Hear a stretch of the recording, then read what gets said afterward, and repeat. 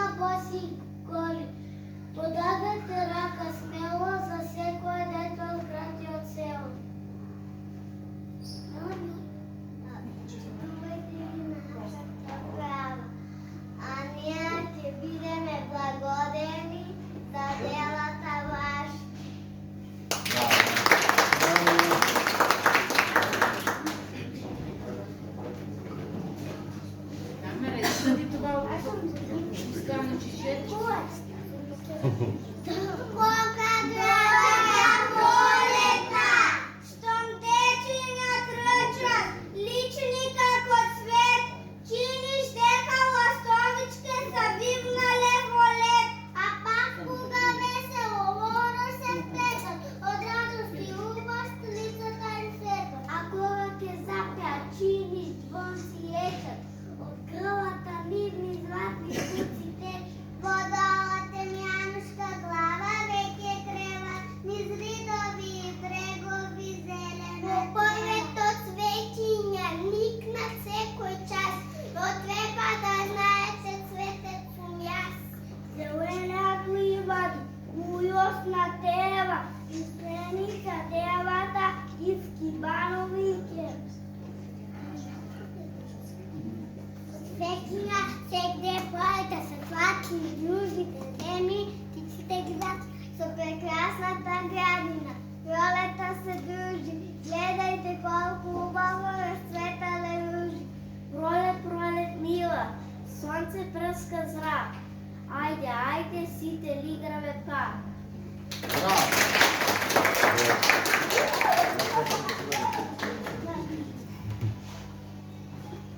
Непотребна расправа, да живеја волкото, здраво конгриче. Кажи ми дали помаш по-добро ушно? Да несум јас, сите ќе останат гладни. Толку мил, ти си го помнил целиот свет. Кажи му на тој тврдоглавец дека нема по-добро ушно. Што се замислуваш ти? Јас сум 3 пати по-добар од вас двете. Затоа што сум убав, целата боја се именува по мене, портокалова боја. Ти си само виновичен портокал, а ти си пак недодал. Не можеме никако да се разбереме. Како тоа не можеме да се разбереме? Јаболкото се прави дека е најубавото оружје на светот. Хутериот, како некогаш да не прашатал за светот и не знае да кажеме добро да се храниме и ходихме за доенчињата. Не вистина, највредната храна за доенчињата е млеко, потоа пасираната јаболка да знаме. Машките секогаш сакаат да бидат во прави. Јас сум од среден род. А пак ти забораваш ли дека сум роден од далеко и попознам целиот свет? Јас сум подобар од сите вас. Откаде пак ти знаеш нешто кога си растал во темнина под земјата? Откаде знаеш пак ти кога не си видел ништо подалеку од оградата на соседот? Шишето извади. Дали се оде војува или пак се прави нешто? Секој сака да биде најдобар, како се зарем. Не сум јас недоброто лоши на светот, не си ти, јас сум најдобар. Не си ти јасно да знаеш.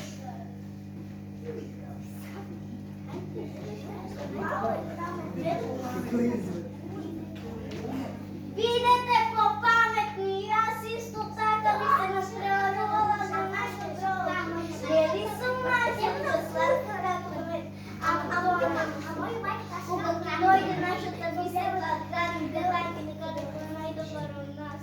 Најпрво ќе приготви компир за ручек. И ќе насече јаболко и банана. И ќе се напие сок од портокал. И на крај ќе се засади со мене.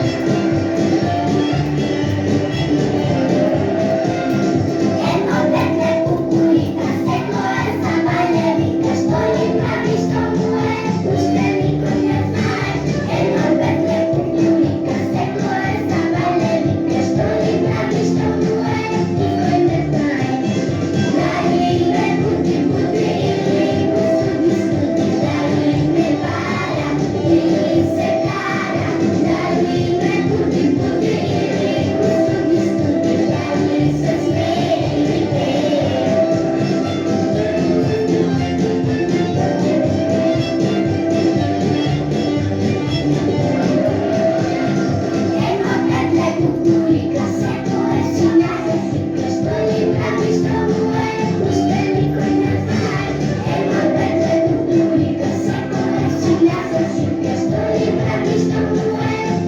you.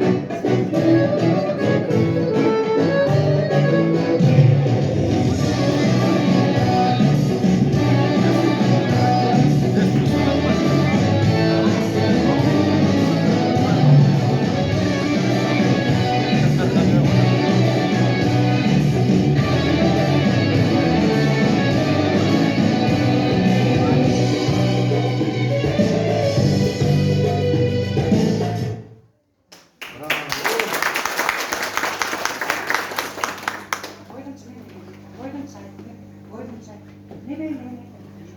Кој да ги излезе сега?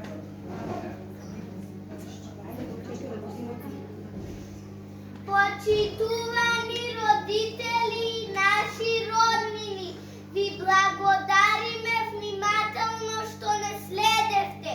Тоа е се од нас за вас. Ние децата продолжуваме по патот за нови знања и ви посакуваме се најдобро.